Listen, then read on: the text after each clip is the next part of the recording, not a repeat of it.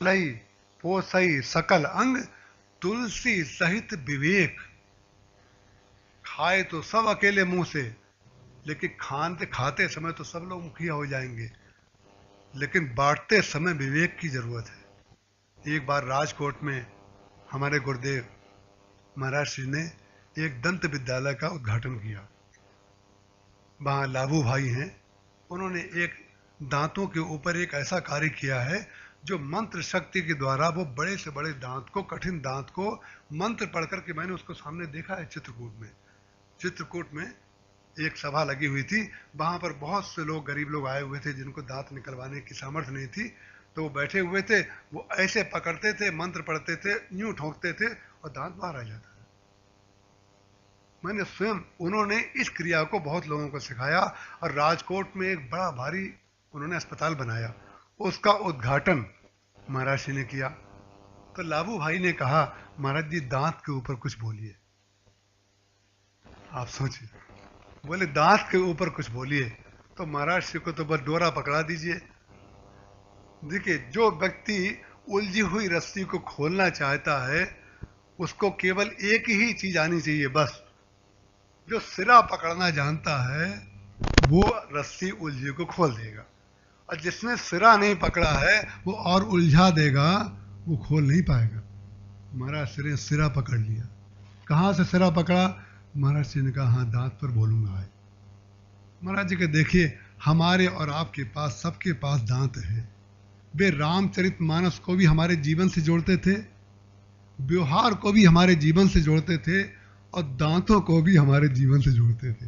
दांत पर क्या बोले? महाराज जी ने कहा, देखिए हमारे और आपके पास, सबके पास दांत है, और जब खाते हैं तो दांत का कार्य क्या है कि वो इतना चर्वण कर ले। कई लोग होते हैं इतनी जल्दी जल्दी खाना खाते हैं कि जो दांत को काम करना चाहिए वो पेट को करना पड़ता है, और अक्सर पेट उन्हीं लोगों का खराब रहता है जो कहा जाता है जो जल्दी खाना खाते हैं। और जल्दी खाना खाने का परिणाम क्या हो जाता है कि आंतें जो हैं अंदर, हम जो जो वस्तुएं खाते हैं उनको खाना पचाने की, उनको मिलाने की शक्ति आंतों में इतनी नहीं होती है। इसी के लिए तो दांत बनाए गए हैं, और दांतों को सख्त बनाया गया है ताकि कठिन से कठिन वस्तु को भी, कठोर से कठोर वस्तु को भी वो चर्वण करके अंदर पेट में डालें, ताकि पेट का काम केवल रस को विभाजित करना हो। जब चर्वण करने का काम दांत करता है तो दांत श्लाघनीय है, उसका कार्य महत्वपूर्ण है। दांत अगर ना हो तो व्यक्ति जीवन नहीं रह सकता उसका। उसको ऐसी वस्तुएं खानी पड़ेंगी जो वो चबा नहीं सकता। लेकिन दांत के लिए महाराज जी ने कहा, बहुत बड़ी शिक्षा हमें दांत से मिलती है। दांत चबाए तो सब, और पूरा खाना खाता दिखाई पड़ता है, लेकिन बाद में कुल्ला जरूर कर लेना चाहिए। सब कुछ खा करके कुल्ला, और कुल्ले में भी महाराज जी ने कहा, मालूम है दांत कौन सा सड़ता है? ये हमारे और आपके लिए, जीवन के लिए महाराज जी ने शिक्षा दी। महाराज जी ने वहां पर भाषण में कहा, महाराज जी ने कहा, जो दांत भोजन अंदर भेजने की जगह थोड़ा सा बचा करके अंदर रख लेता है, वही दांत सड़ जाता है। मुखिया को चाहिए सारी वस्तुएं समेट तो ले, सारी आमदनी को अंदर ले तो ले, ये तो सब जानते हैं, इसमें मुखिया को शिक्षा लेने की जरूरत नहीं पड़ती। हम सब इसके पारंगत हैं कि कैसे सब वस्तुएं हम ही को मिल जाएं, सारी सत्ता पर हमारा अधिकार हो जाए। इसमें शास्त्र को पढ़ने की जरूरत नहीं है, इसमें प्रवचन करने की जरूरत नहीं है, न सुनने की जरूरत है। लेकिन जहां तुलसी सहित विवेक की बात आती है, जब बंटवारे की बात आती है, उस समय विवेक की जगह जब अविवेक होता है तो स्वार्थ जो है परमार्थ का विरोधी हो जाता है। दांत जो है शरीर का विरोधी हो जाता है। क्यों? उसने अपनी जो वस्तु को अंदर भेज देना चाहिए था, उसने अपने लिए बचा करके रख लिया। जिसका जो कार्य है वो बिल्कुल ठीक ठीक करे, इसी को तो समाज कहते हैं, इसी को तो ज्ञान कहते हैं, इसी को तो भक्ति कहते हैं। और किसका नाम है भक्ति, और किसका नाम है ज्ञान? केवल इतना ही समझना है, तुलसी सहित विवेक। दांत वो फोड़ा जाता है, दांत वो निकाला जाता है जो सड़ जाता है, और दांत सड़ता वो है जिसमें जूठन भरी रहती है, जूठन भरने का मतलब जो उसको अंदर वस्तु भेज देनी चाहिए, जो सबके लिए जिसका भाग मिलना चाहिए, उसका एक भाग अगर हमने अपने लिए बचा के रख लिया, परिणाम क्या हो जाता है? दांत कोई रोज थोड़ी निकाला जाता है। गलत आदमी भी जब निकाले जाते हैं तो ऐसा थोड़ी है कि रोज गलत, अगर रोज आदमी गलत निकाल दिए जाएं तो कहीं कोई व्यक्ति कार्यरत दिखाई नहीं देगा, क्योंकि एक ना एक दिन तो सभी को निकलना है। वो अलग बात है कि कहां से निकलना है और कहां जाना है, क्योंकि सबके दांत में कुछ ना कुछ फंसा हुआ है, सबके दांत में फंसा है। किसी के सामने फंसा है, किसी के पीछे फंसा है, किसी के ऊपर फंसा है, किसी के नीचे फंसा है। जब दर्द होता है ना अंदर, जब दर्द होता है तब पता चलता है कि हम फंसा के बैठे थे। जब स्वाद ले रहे थे तब पता नहीं था, तब तो बहुत आनंद ले रहे थे। जब स्वाद मिल रहा है, चाहे अच्छे मार्ग से चाहे बुरे मार्ग से, चाहे जैसे वस्तु मिले, बटोरना है हमें। जब बटोरेंगे तो बहुत आनंद आएगा, लेकिन जब उसका परिणाम होगा तब दर्द के ही रूप में होगा, और दर्द का परिणाम दांत उखाड़ने के ही रूप में होगा। इसलिए भगवान ने कहा, मुखिया मुख सो चाहिए, खान पान का एक, पालई पोसई सकल अंग। राष्ट्र के अध्यक्ष बनने का अधिकार सबको है, संस्थान के अध्यक्ष बनने का अधिकार सबको है, लेकिन अध्यक्ष बनने से पहले, बड़े होने से पहले, आसन पर बैठने से पहले, प्रवचन करने से पहले ये समझ लेना चाहिए कि हमने अपने जीवन में उसका कोई एक अंश उतारा है या नहीं उतारा है। और अगर उतारा है तो कदाचित प्रभु ने हमें वो कार्य किया है, हमें आपको वो संदेश देने का अधिकार है। और अगर नहीं उतारा है तो हमें अपना मंच छोड़ करके आपके साथ बैठ जाना चाहिए। हमें कोई अधिकार नहीं है कि हम आपको हाथ उठा उठा करके बड़े बड़े उपदेश दें। मुखिया मुख से चाहिए, खान पान में एक, पालई पोसई सकल अंग। जिसको जितना चाहिए, हाथ को जितना खून चाहिए हाथ को मिलना चाहिए। और हृदय ग्राही, देखिए कैसी संरचना भगवान ने शरीर की है। ये खून को बांटने का कार्य मालूम कौन करता है? हृदय करता है, हृदय, हार्ट करता है। माने जब वितरण का कार्य हो तो हृदय स्पर्शी होना चाहिए, हृदय स्पर्शी। विवेक से कार्य करें, लेकिन विवेक को संचालित करने का काम कौन करता है? अगर हार्ट बंद हो जाए तो विवेक कितना भी बड़ा हो, मर जाएगा आदमी। कितना भी बड़ा विवेकी हो, अगर हार्ट ही नहीं चल रहा है तो किस काम का?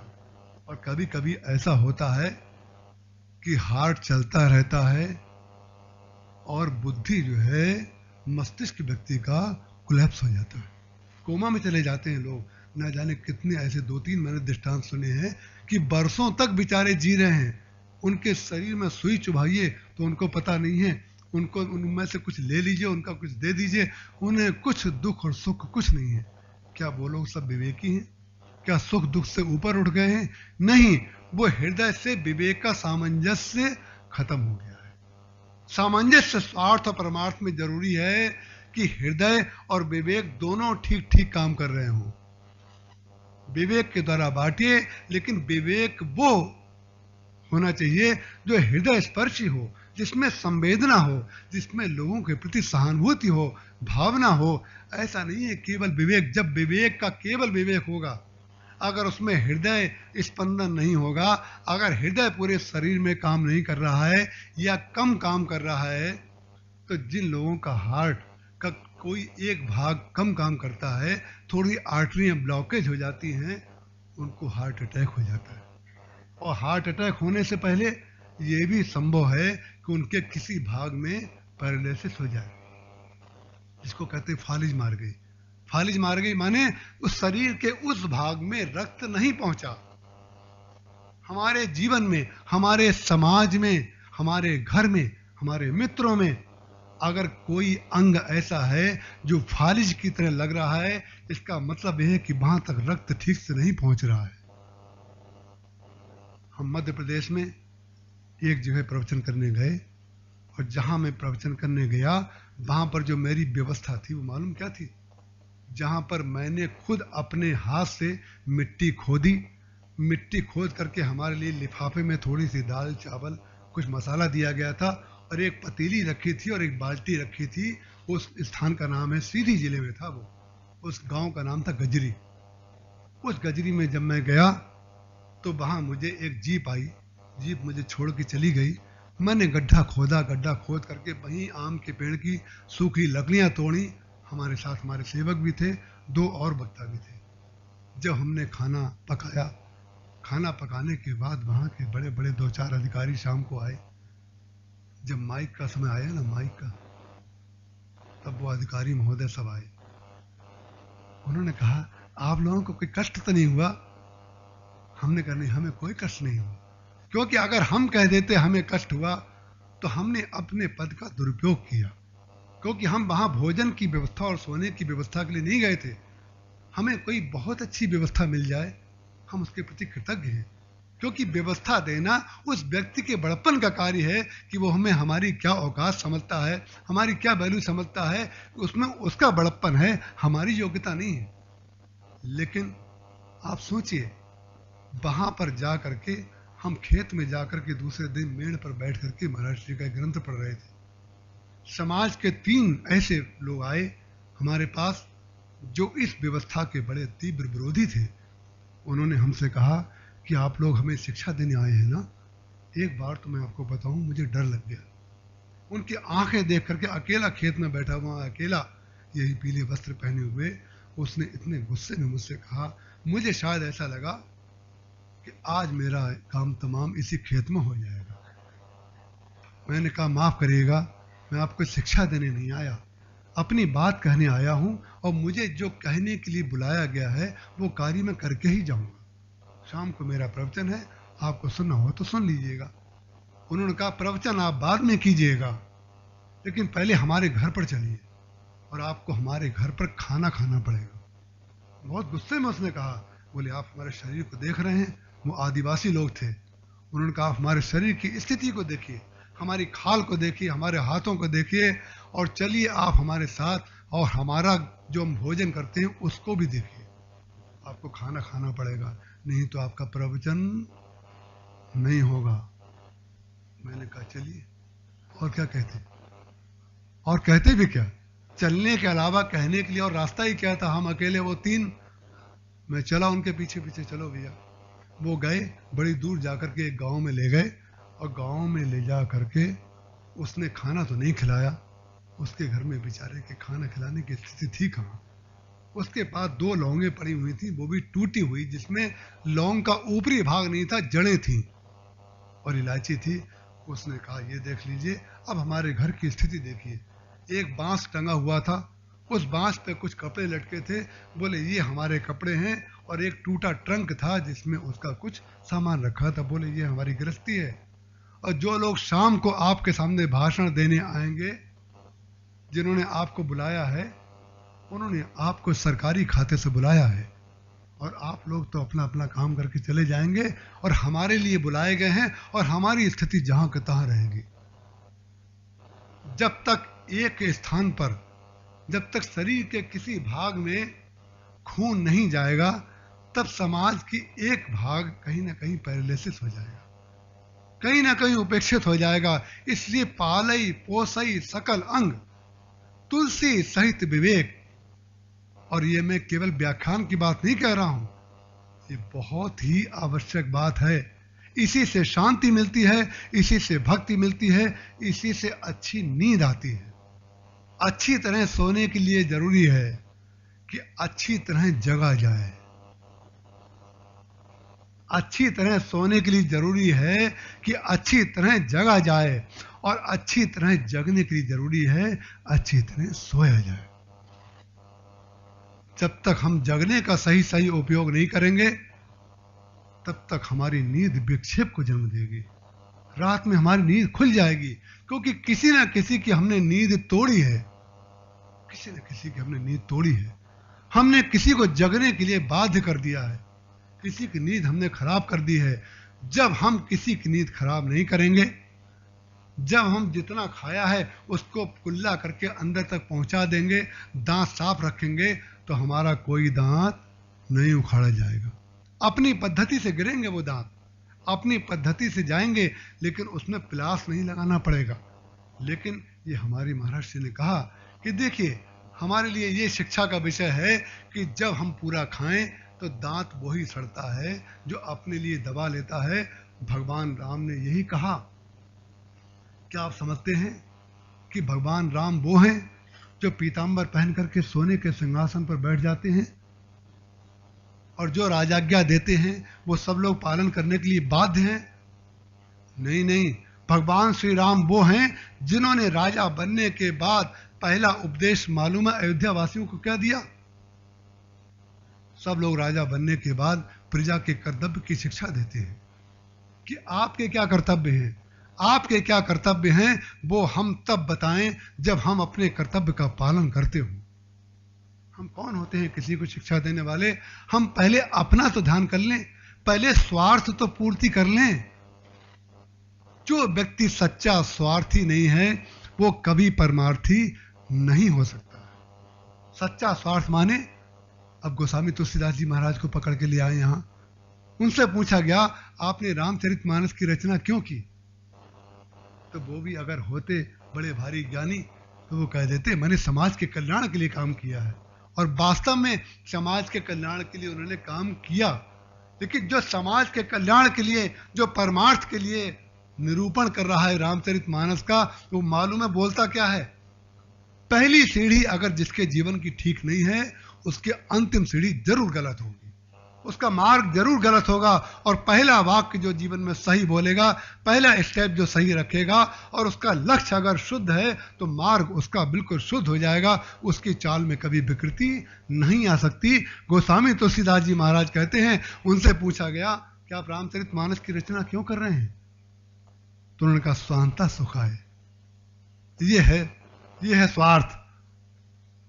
अगर नया नया ज्ञानी व्यक्ति आ जाए तो कहेगा नहीं, कोई व्यक्ति भी छोटा सा भी कार्य करता है तो वो ये जरूर कहता है इसमें मेरा अपना कोई स्वार्थ नहीं है, ये तो मैं समाज के लिए कर रहा हूं। नहीं, रामचरितमानस कहता है कि आप ये स्वीकार कर लीजिए कि मेरा स्वार्थ है, क्योंकि भगवान श्री राम ने खुद कहा है स्वार्थ सुयस धर्म परमारथ मोर तुम्हार परम पुरुषारथ।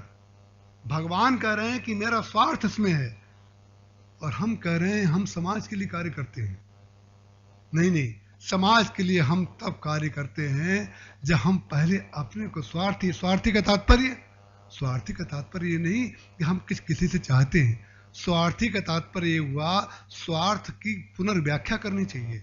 स्वार्थ शब्द का तात्पर्य, जब स्वार्थ शब्द आता है तो सीधे व्यक्ति का ध्यान जाता है किसी को किसी से कुछ चाहिए, इसी आधार पर हम किसी की निंदा करते हैं और इसी का अभाव देखने पर हम उसको अनावश्यक रूप से पूजते हैं। समाज में लोग अनावश्यक रूप से किसी की पूजा करते हैं और अनावश्यक रूप से किसी को दीन बना देते हैं।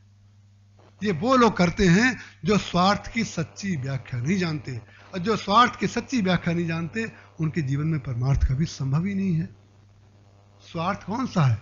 स्वार्थ ये भी है कि हम भगवान के चरणों की रति चाहें। जिन भरत जी को ऐसा नहीं है कि धर्म अर्थ काम मोक्ष पाने वाला व्यक्ति स्वार्थी है, बोले नहीं, ये सब छोड़ देने वाला व्यक्ति भी स्वार्थी है, क्योंकि उन्होंने कहा जन्म जन्म रति राम पद यह वरदान न आन। बताइए कौन व्यक्ति ऐसा है जो ये कहता हम स्वार्थी नहीं है? जब भरत जी महाराज अपना स्वार्थ बता रहे हैं, और वही वाली बात जो मैं आपसे कह रहा था, सब में भगवान को देखना, ये भगवान ने देख लिया, ये केवल भरत के लिए संभव है। ये ज्ञान का उपदेश मैं केवल भरत को दे सकता हूं, और उन्होंने पादुकाएं दे दी। और भरत जी महाराज ने भगवान की इच्छा के अनुरूप, उनकी भावना के अनुरूप सिंहासन पर पादुकाएं रख करके नित्य पूजत प्रभु पामरी, नित्य पूजा कर रहे हैं। प्रीति न हृदय समात मांग मांग आयसु करत राज काज बहु भांति। देखिए, राजकाज चलाने का सूत्र अगर लेना है तो रामचरितमानस से लीजिए कि पहले चित्रकूट जाइए, पहले राज्य पर मत बैठ जाइए।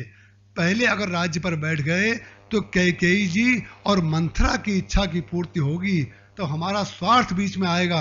लेकिन चित्रकूट जाकर के जब भगवान की इच्छा से, भगवान की भावना से, भगवान की पादुकाएं जब रख दी जाएंगी सिंहासन पर, एक बार स्वीकार कर लें कि सब कुछ भगवान का है, मैं तो उनका सेवक हूं।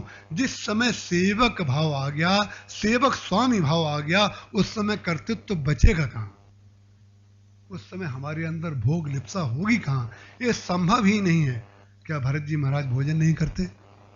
क्या लक्ष्मण जी महाराज भोजन नहीं करते? सब करते हैं, लेकिन वो हमारी तुलना में अलग ढंग से करते हैं। हमारी तुलना में भरत जी भी अलग और लक्ष्मण जी भी अलग। गुरु पितु मात न जानो काहू, ये तो हम लोग भी दिन भर हमारे घर में बच्चे कहते ही रहते हैं, हमें गुरु की जरूरत नहीं है। हम माता पिता की अवहेलना करते हैं बच्चे आजकल।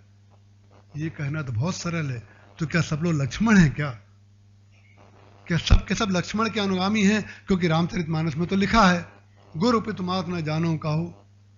हम तो केवल आपको ही मानते हैं। आपको होने का तात्पर्य, लक्ष्मण जी महाराज से भगवान ने कहा कि तुम यहाँ पर रुक जाओ, तो भगवान लक्ष्मण जी ने क्या कहा? देखिए, वो स्वार्थ का विरोध कर रहे हैं। स्वार्थ का विरोध क्या कर रहे हैं? उन्होंने कहा कि आप जो है ये वाला उपदेश जो दे रहे हैं कि इसको करने से, हमें ना करने से दुख होगा और हमारे समाज में बदनामी होगी, ये बात आप उसको धर्म नीत, देखिए लक्ष्मण जी भगवान से कह रहे हैं, धर्म नीत उपदेशी ताही, ये धर्म के नीति आप उसको बताइए जिसको कीरति बनित भूत प्रिय जाए, जिसको कीर्ति चाहिए हो, ऐश्वर्य चाहिए हो, लेकिन मेरे सभी एक तुम स्वामी। मैं छोटे बच्चे से माँ कहे कि तुम जाकर के समाज की सेवा करो, और दुधमुहा बच्चा वो माँ को छोड़ करके कहाँ जाएगा? मैं कुछ नहीं जानता, मैं तो केवल एक ही जानता हूं कि मेरे सब कुछ आप हैं।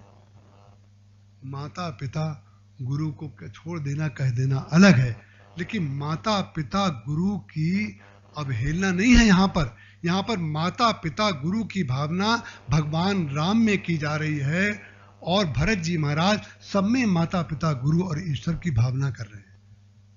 एक में सबको देखना और सब में एक को देखना, सब में एक को देखना भक्ति, और एक में सबको देखना ज्ञान। इसी को कहते हैं ज्ञान और भक्ति, इसी को कहते हैं स्वार्थ और परमार्थ। जब तक स्वार्थ और परमार्थ को ठीक से समझा नहीं जाएगा, तब तक उसकी व्याख्या जब भी की जाएगी तो विकृत होगी। हमारे जीवन में जो हमें निर्णय करना होगा, तो वो निर्णय हमारा विकृत हो जाएगा। इसलिए बहुत जरूरी है कि पहले स्वार्थ में हम ये देख लें कि स्वार्थ ऐसा ही नहीं है कि दूसरों का होता है। सुर नर मुनि सबकी यह रीति, सबको याद होगा ये, सुर नर मुनि सबकी यह रीति, स्वार्थ लाग करें सब प्रीति। कई बार लोग कहते हैं सब लोग स्वार्थी होते हैं, दुख के समय कोई नहीं होता, सुख के समय सब लोग होते हैं। लेकिन हम अपने हृदय पर विचार करके देखें कि हम दूसरे के दुख में कितने दिन साथी होते हैं। हम दूसरे के कर्तव्य को बताने से पहले विचार करके देखें, दूसरा जब क्लेश में पड़ा होता है, अवसाद और दुख में होता है, तो क्या उस समय हम उसके साथ होते हैं?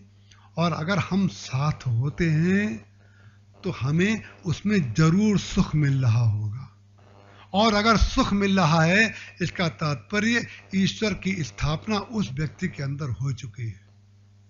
दूसरे के स्वार्थ में जो व्यक्ति और ज्यादा दूसरे के दुख में उसको सहयोग कर रहा है, उसको तुष्ट करने की चेष्टा कर रहा है, वो वही व्यक्ति करता है जिसको उससे सुख मिल रहा है। वहां पर भी सुख है, लेकिन सुख के मूल में भगवान की कृपा होती है। भगवान ने उसको ऐसी मति दी है कि वो दूसरों के कल्याण में हेतु बन रहा है। स्वार्थ बुरी वस्तु नहीं है। देखिए, भगवान जब हमें कोई गरीब व्यक्ति सामने देता है, तब वो हमारी ये परीक्षा लेता है कि इनके अंदर हृदय है कि नहीं। और जब हमारे अंदर ऐश्वर्य देता है, जो हमें बड़ा बनाता है, तो वो हमारे हृदय की ये परीक्षा लेता है कि इनके पास विवेक है कि नहीं। उपलब्धि में विवेक, और जब नीचे देखा जाए तो हृदय से समझना चाहिए कि हमसे नीचे भी ना जाने कितने लोग हैं, ना जाने कितने लोग हैं। आज मैं आ रहा था, बिरला पार्क से बाहर निकला तो बाबू की गाड़ी के सामने 11 से 12 बच्चे खड़े हो गए और कुछ भी नहीं मांग रहे थे, केवल राम राम। मैंने कहा अरे ये पहली बार मैंने देखा, ये राम राम बोल रहे हैं, कुछ नहीं मांग रहे हैं। देखिए कैसी बहुत ही सुखद अनुभव आज मुझे हुआ। बाबू ने अपने पॉकेट से 400 रुपये निकाले और निकालने के बाद मेरे हाथ में दिए। अब देखिए उनका बड़प्पन देखिए, वो रुपए तो रोज वो ही देते हैं अपने हाथ से, लेकिन आज मैं अगर गाड़ी में बैठा हूं तो उन्होंने वो रुपए मेरे हाथ में दिए और उन लोगों से ये कहा कि राम राम करो इनसे और इनसे पैसे लो। और मुझे पता चला कि एक दिन 4 दिन के लिए वो कहीं बाहर जा रहे थे, तो उन लोगों ने उन्होंने 4 दिन का पैसा दिया और ये कहा कि हम अगले 4 दिन तक यहाँ नहीं आएंगे, जितनी देर तुम हमारा इंतजार करते हो उतनी देर में कहीं और चले जाना। आप सोचिए, हृदय की पराकाष्ठा है ये। सोचिए, ये सोचना कि ये बच्चे छोटे छोटे रोज मेरे निकलने का ठीक समय पर इंतजार करते हैं, 4 दिन तक बेचारे इंतजार करेंगे, ना जाने क्या संकल्प विकल्प इनके अंदर आएगा। तो ये संकल्प विकल्प आए उससे ज़्यादा अच्छा ये है कि इनको बता दिया जाए। जब वितरण करें तो हृदय की प्रधानता होनी चाहिए और जब कार्य करें तो विवेक की प्रधानता होनी चाहिए। भगवान श्री राम ने स्वार्थ और परमार्थ को दोनों को मिला करके वही उपदेश लक्ष्मण जी को दिया, वही उपदेश भरत जी को दिया, लेकिन भरत जी ने इसलिए नहीं माना क्योंकि उनकी भावना ये थी कि मैं अयोध्या में जाकर के व्यवस्था करूं, और लक्ष्मण जी ने इसलिए नहीं माना कि वो उन्होंने तो कहा कि मैं तो यहाँ पर भी आपका सेवक हूँ, और उन्होंने भगवान ने जब ये कहा जासु राज प्रिय प्रजा दुखारी सो नृप अवस नरक अधिकारी, तो लक्ष्मण जी को और भी चिंता मुक्त हो गए। उन्होंने कहा महाराज आपने तो बहुत बढ़िया रास्ता बता दिया कि जासु राज है ना, तो मैं राजा तो हूँ नहीं, तो मुझे तो कुछ कलंक मिलेगा नहीं, जो राजा हो उसको कलंक मिले। हम तो राजा हैं नहीं, हम तो आपके सेवक हैं। तो सेवक तो घर में भी सेवा करता है, जहाँ आप जाएंगे वहाँ भी हमारा काम तो सेवा ही करना है, तो जो राजा हो उसको चिंता होनी चाहिए। बिना कहे लक्ष्मण जी ने सब कुछ कह दिया। उन्होंने कहा जासु राज प्रिय प्रजा दुखारी सो नृप अवस नरक अधिकारी। बोले नरक का अधिकारी वो होगा जो राजा होगा, मैं तो राजा हूं नहीं, मैं तो सेवक हूं। सेवक सेव्य भाव, सेवक स्वामी भाव जब तक लगातार हमारे अंदर नहीं होगा, तब तक हम अभिन्न निमित्तोपादान कारण ईश्वर के प्रति वो भाव नहीं रख सकेंगे। जब देख रहे हैं निषाद राज जी सोते हुए तो उनको कष्ट हो रहा है, लक्ष्मण जी कह रहे हैं कि नहीं कष्ट की बात नहीं है, उनके जीवन में कहीं कष्ट आ ही नहीं सकता। उनके दुख लवलेश न सपने हो ताके, दुख और लवलेश कहीं है ही नहीं भगवान के अंदर। प्रसन्नताम ज्ञान गता अभिषेक तथा न ममले वनवास दुखता। जब उनको राज्य मिलने की बात आई तो चेहरे पर कोई प्रसन्नता नहीं, और जब निष्कासन किया गया उस समय भी मुख पर कोई मलिनता नहीं आई। अगर मलिनता आ जाए या प्रसन्नता आ जाए, इसका तात्पर्य है स्वार्थ या परमार्थ में से किसी एक तरफ हमारा पल्ला झुका हुआ है। संतुलित कहाँ पर है? कोई भी निर्माण करना हो, देखिए संतुलन जीवन में बहुत जरूरी है। चाहे ज्ञान और भक्ति का संतुलन हो, चाहे स्वार्थ और परमार्थ का संतुलन हो, संतुलन ही जीवन है।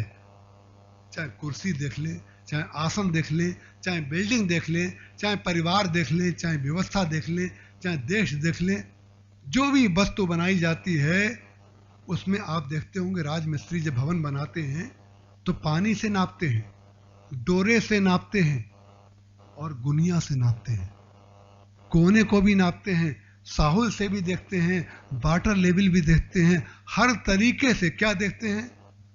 केवल निर्माण करना ही नहीं, बिल्डिंग ऊंची तो कोई भी उठा सकता है, लेकिन बिल्डिंग ऊंची बनने के बाद बिल्डिंग रुकी रहे, इसके लिए जीवन में संतुलन जरूरी है। बिल्डिंग बन जाना नहीं, ऊपर उठ जाना महत्वपूर्ण बात नहीं है, ऊपर उठे रहने के बाद ऊपर बने रहना बड़ी बात है। अगर कोई व्यक्ति ऊपर बना हुआ है, इसका तात्पर्य है उसके जीवन में संतुलन है।